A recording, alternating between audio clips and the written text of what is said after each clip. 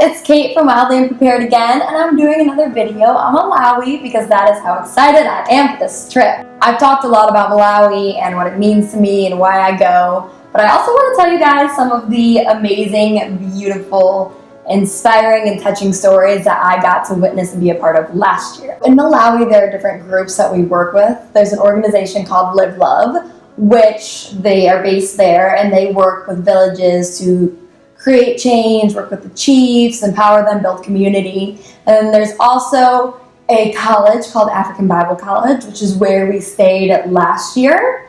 And it's a college for kids 18 till when you graduate, like 24?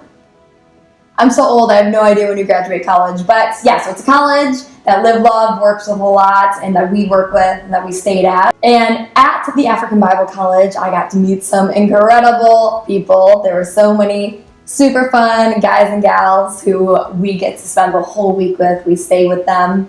And there was one that I met named Aubrey. He pronounces his name different. He spells it like A-U-B-R-E-Y. So Aubrey, if you're watching this and I'm pronouncing your name wrong, I'm very sorry.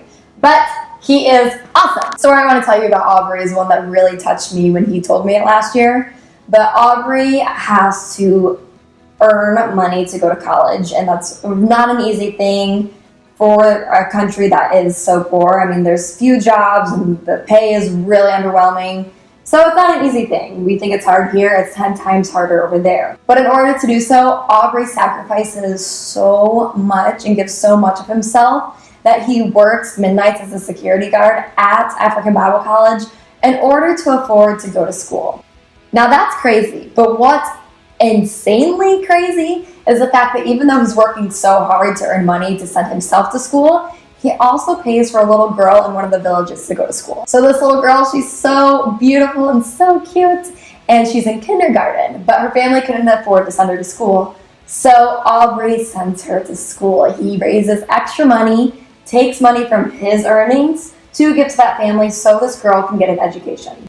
If that's not amazing, I don't know what is, because Aubrey has so little and he works so hard for what he has, but still he's taking from his little and giving it to someone else to create a future for them. An incredible thing about Malawians is that even if they don't have an abundance of things, they still are the most generous people I've ever met. We go into the villages and they have very little. It's hard for them to even find food, but we'll go in and we'll share a meal with them. And they spend all day cooking for us and giving us meals, and they'll give us peanuts as treats and like gifts and thank yous. And they give out of their hearts. They don't give out of having a lot. Aubrey told me that he did this. I just thought it was beautiful.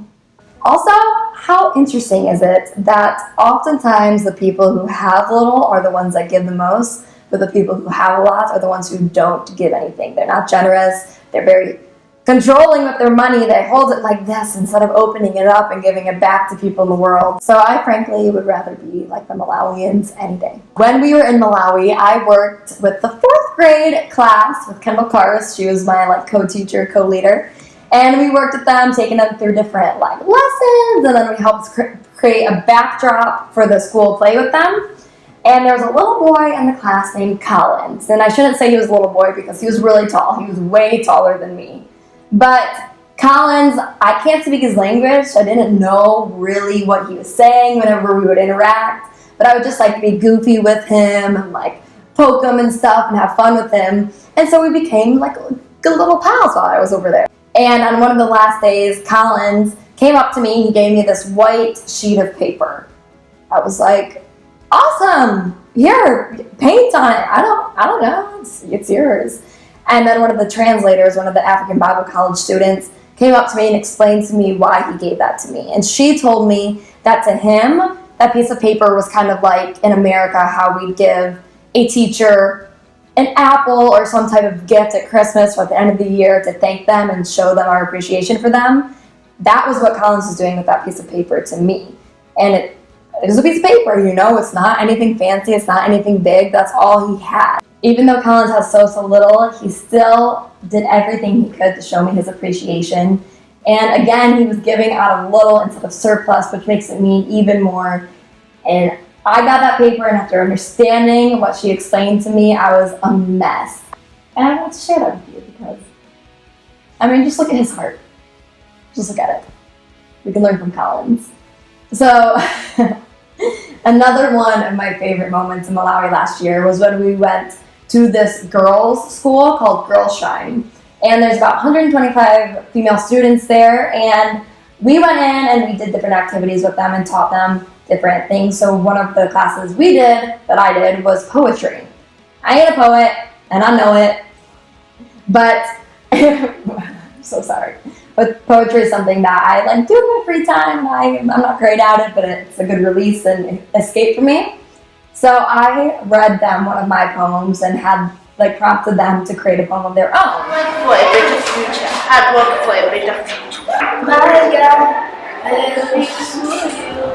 And while I was in that class, these two girls came up to me after finding out that I was a journalist, and they came up and told me that they want to be journalists too. One little girl's name was Natasha, and she was a firecracker, let me tell you. She came up and she was like, tell me how to be a journalist. What do I need to do? What do you do? I need to know everything. And I was like, yes, girl, ask those questions. That's a sign of a good journalist. And then another little girl's name was Miracle. They have beautiful names in Malawi. Their names are like Miracle, Blessings, incredible. But Miracle did the same thing. She came up and told me she wants to be a journalist either in agriculture or in politics because she thinks, she knows that the politics in Malawi are very corrupt. So she wants to be a journalist who exposes that and helps create change through her writing. Which, A, is incredible that she's even thinking that way because, like I've said, women in Malawi aren't necessarily trained to think that they can do more than be mothers and have kids and wives. But Miracle had something in her already that she knew she was created to do great things. So she came up and she asked me how she can be a journalist. And I told them both just to start being really curious and asking lots of questions, going around their village, going around to their families and asking them, interviewing them. Just start practicing, start writing everything you can. And I found out later that Miracle, at the end of the day, had gone up to Pastor Kim, our lead pastor at Mosaic, and she interviewed her on camera, and I mean, just knowing that, I don't even have any words because I thought it was the coolest thing that this little girl was like, wow, I can do this too, I can become that too, and she actually took action to do it. You go, girls. One of the biggest challenges in Malawi was the fact that we can't speak their language. I didn't even know Chichewa was a language before we planned to go over there. But that's the language you speak over there, and a lot of the ABC students can speak English, so that helps a lot, and they were our translators. But being in a classroom, just me and Kendall with 80 little 4th grade kids and trying to communicate with them without knowing their language or them knowing ours was nuts. So quickly I had to find a different way to communicate with them. And what other way can you communicate with someone than other through words? Well, it's through action. So even though I couldn't tell them what I was thinking, you guys are awesome, I love you, I did so with my actions. I would run around and make silly faces at them, or I'd come up behind them and poke them and scare them, or I'd ruffle their hair, or just rub their shoulder when we were standing there praying or worshiping with them. And that was my way of showing them, I may not be able to completely understand what you're saying to me or you understand what I'm trying to say to you, but I need you to know that my heart connects to yours and I love you, and this is my way of showing you. So despite the language barrier, I feel like I created incredible bonds with these little kids, and it showed to me, taking it back with me, applying it to my life. I realized that, words are good, and you can show love through words, but it's actions that speak so much louder than words. And we say that all the time, but it's the truth.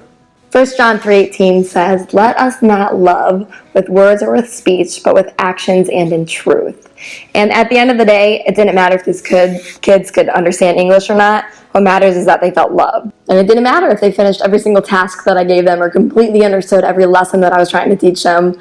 What mattered is that they know that they have that light in them, they have that love in them, and that they can change the world, they can change their country, their village, their family, because of that. So I wanted to show them that love. That's what the whole goal was just to show them love. Another one of the most amazing things I got to witness in Malawi was when we did a light show at the end of the week in Chaliza village with all the kids and all the parents and the chiefs who came together. So in Malawi, they don't have most places in the villages specifically don't have electricity. They've never experienced a light switch or, running water. So we, Mosaic, decided we wanted to bring that to them. We wanted to show them, that there's light inside of them, and then also give them a tangible piece of light to represent that. So what we did was we brought over a zillion solar lanterns to pass out to each of the kids where they could make their own creation around it, decorate it how they wanted, and then we used those that each kid got in the light show at the end of their performance in front of everyone.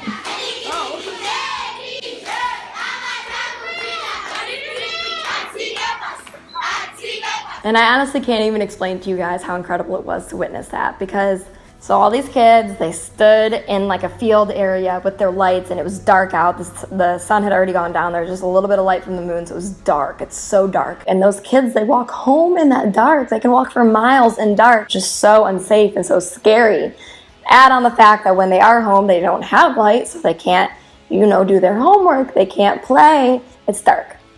But giving them this light and seeing their faces illuminated with it was absolutely the most beautiful thing I've ever seen. There's a video of me crying the entire time that we were doing this dance with them in the lanterns, and we created some silly little moves for them to do, and they were doing it. It was to one of a Coldplay song, which is just hilarious. But they were doing it, and I was standing in the middle of all of them as they were doing it and just looking around. And it was incredible. At the end, with all of them jumping around with their little lanterns, I was in the middle of them, screaming my head off, singing with them. I was so excited. It was by far the most beautiful thing I've ever gotten to witness.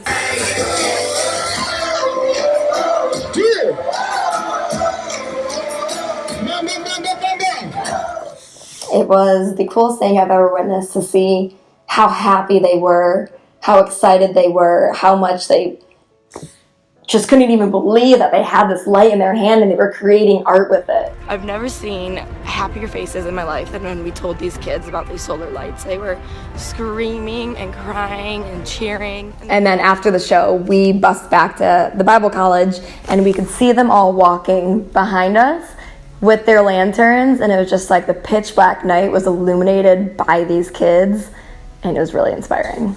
So yeah, those are just a few of the many amazing stories I can tell you guys. Those were the ones that stuck with me the most and touched me the most. So I hope they made sense, and I hope you liked them. I wish I could take you over, every single one of you over there with me, so you could experience it too, because those kids, that light show, my goodness, nothing will ever compare.